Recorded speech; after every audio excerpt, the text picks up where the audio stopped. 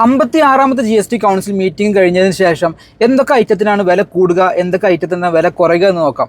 Lottery, cigarette, aerated waters, 350 cc മുകളിലുള്ള motor bike, 1200 cc മുകളിലുള്ള കാറുകൾ, ഇതിലൊക്കെ റേറ്റ് കൂടും. ഇനി റേറ്റ് കുറയുന്ന ഐറ്റംസ് ആണെങ്കിൽ ഒരുപാടുണ്ട്. ഞാൻ എല്ലാതൊന്നും പറഞ്ഞില്ല, ജസ്റ്റ് ഒന്ന് പറയാം. കൂടുതൽ ഐറ്റംസിന് വേണ്ടിയിട്ട് ഡിസ്ക്രിപ്ഷനിൽ ഞാൻ ആഡ് ചെയ്തിട്ടുണ്ട്. കുട്ടികൾക്കൊക്കെ ആവശ്യമായിട്ടുള്ള നോട്ട്ബുക്ക്, പേന, പെൻസിൽ, കുടച്ചക്രം, ഇതിനൊക്കെ റേറ്റ് കുറയും.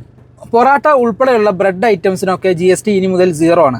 1200 cc താഴെയുള്ള പെട്രോൾ കാറും 1500 cc താഴെയുള്ള ഡീസൽ കാറിൻ്റെ റേറ്റ് കുറയും. ഇത് ശരിക്കും ഇങ്ങനെ GSTയിലൊക്കെ റേറ്റസ് ചേഞ്ചസ് വരുമ്പോൾ നിങ്ങൾക്കതൊരു ബെനിഫിഷ്യൽ ആണോ? നമുക്കറിയാം, കുറച്ച് മുന്നേ ബജറ്റ് വന്ന സമയത്ത് വിത്ത് റിബേറ്റോട് കൂടിയിട്ട് അപ് ടു 12 lakh വരെ 0 ടാക്സ് എന്ന് പറഞ്ഞു, അതായത് ഇൻകം ടാക്സ്.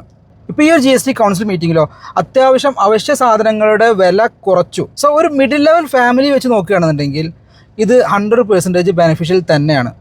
ഇനി ഒരു ലക്ഷറി ക്ലാസ്സിലൊരു വ്യക്തിയെ പറ്റി നോക്കുകയാണെന്നുണ്ടെങ്കിൽ ആൾക്ക് ഇതൊരു ബെനിഫിഷ്യൽ അല്ല. കാരണം ഇൻകം ടാക്സ് ആണെങ്കിൽ ആൾ 30% സ്ലാബിലോട്ട് പോകും. GST ആണെങ്കിൽ ഇപ്പോൾ ഒരു ഹൈ എൻഡ് കാർ എടുക്കുകയാണെങ്കിൽ അത്യാവശ്യം 40% GST. ഇനി നിങ്ങൾ കമൻറ്റ് ചെയ്യുക, ഇങ്ങനെ GSTയിലെ ചേഞ്ചസ് വരുമ്പോൾ നിങ്ങളുടെ ജീവിതത്തെ ഇത് ബാധിക്കോ ഇല്ലയോ എന്നുള്ളത്. Thanks for watching my video. It's me Faiz Muhammad.